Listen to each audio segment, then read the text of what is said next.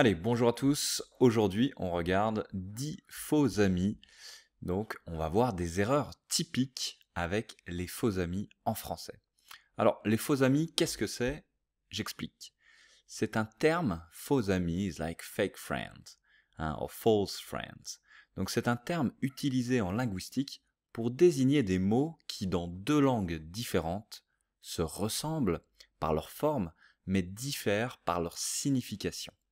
D'accord? Donc dans deux langues différentes, les mots ont la même forme écrite, par exemple, mais ont une signification très différente. Exemple ici, une location, hein, en français, et a location en anglais, eh bien ce n'est pas la même chose. D'accord? C'est très différent, and we are going to see it just after.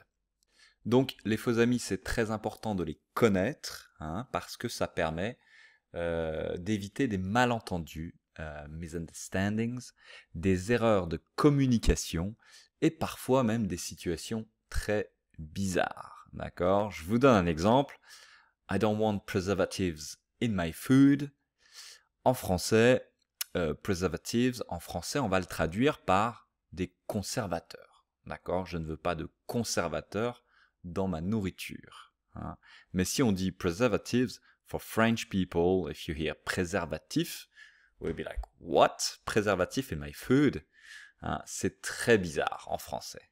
D'accord? Donc les préservatifs en français, I'll let you search what is preservative in French, hein, but it's very, very different. Alors, on va faire 10 faux amis, hein, avec la traduction en anglais, la chose à ne pas dire en français, c'est-à-dire l'erreur typique des étudiants, hein, et au contraire, donc, la chose à dire, la bonne traduction du mot. Allez, et peut-être que vous pouvez chercher avec moi et trouver cette bonne traduction du mot, hein. Donc, on en fait 10, c'est parti, on regarde le premier, money, d'accord, qui est un classique.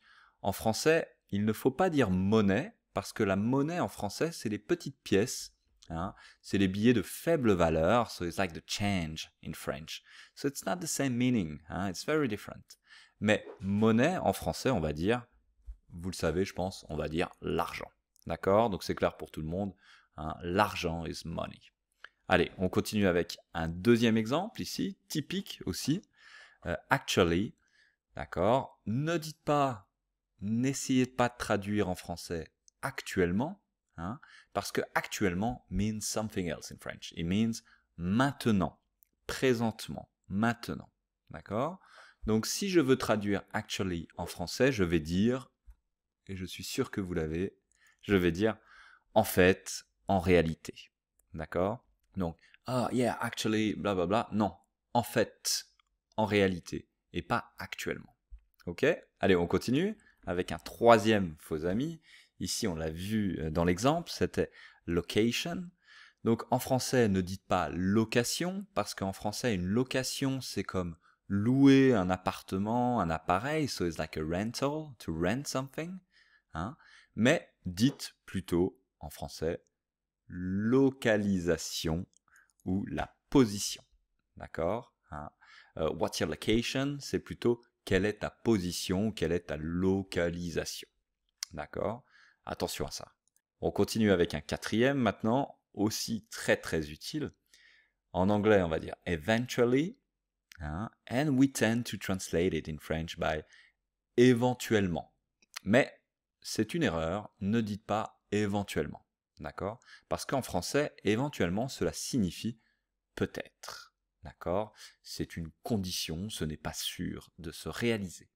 Donc si vous voulez dire eventually in English and in French, on va dire, c'est un peu difficile ici, on va dire peut-être finalement ou un jour, avec le temps, d'accord?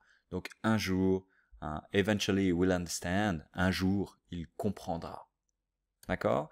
Et pas éventuellement, parce que sinon, it's like maybe he will understand. D'accord? Vous comprenez? Ici, ça ne fonctionne pas. Allez, un autre, bon, qu'on utilise de temps en temps, hein, sensible, en français, si je le traduis par sensible, c'est une erreur, hein.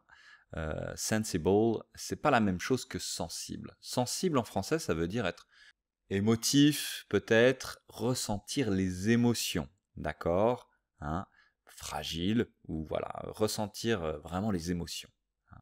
Tandis que le sens anglais est différent, d'accord. Donc, si vous voulez le sens anglais, ce serait, vous allez dire, être raisonnable, hein, être sensé. Voilà la bonne traduction de sensible, raisonnable, sensé. Ensuite, le verbe to assist. Ne dites pas assister, parce qu'en français, c'est différent. Assister en français, ça veut dire participer à, être présent à quelque part. D'accord? Alors, it depends sometimes.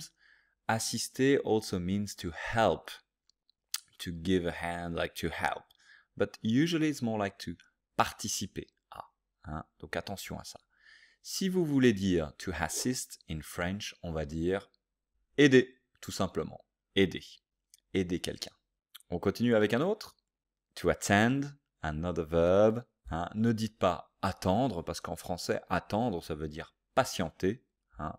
Mais to attend, en français, c'est un peu bizarre, mais on va dire assister à. Hein. Donc, to attend, c'est comme participer à. Hein. Ok? Ça va? Donc attention, ça c'est very confusing. Hein. Look at it again, have a look again at it. Le mot comprehensive, a comprehensive course, hein, d'accord. Donc l'adjectif ici, ne le traduisez pas par compréhensif, parce qu'en français, compréhensif, c'est une personne qui peut comprendre la situation, d'accord, qui est peut-être voilà indulgent, quelqu'un qui est indulgent, qui est tolérant, qui comprend la situation, d'accord. Si vous voulez dire traduire comprehensive in English, en français, on va dire que c'est quelque chose de très complet ou de très exhaustif. Allez, on continue avec maintenant une expression, to pass an exam. Donc attention, hein, to pass an exam, en français, ça veut simplement dire aller à un examen, se présenter à un examen, d'accord? Passer un examen en français, c'est simplement aller à l'examen. But it doesn't mean that you will succeed, hein, that you will get the exam, d'accord?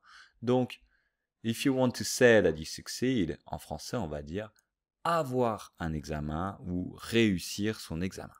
D'accord? Par exemple, j'ai eu mon DELF B2. J'ai réussi mon DELF B2.